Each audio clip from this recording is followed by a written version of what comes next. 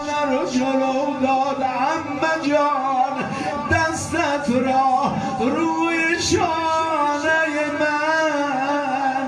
این جوان آمدن اما عصر عاشورا، دختر علی یک نگاهی به اطراف چنین دید، بدنهای جوانها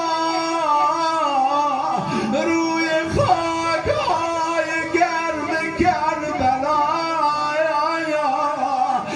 بدن علی اکبر یک طرف، بدن قاسم، بدن عون و جعفر، بدنهای شهدا روی خاکهای. نمیدانم اینجا سخت گذشت یا اون لحظه ای که بیبی کنار بدن حسینش تو گودی قتلگاه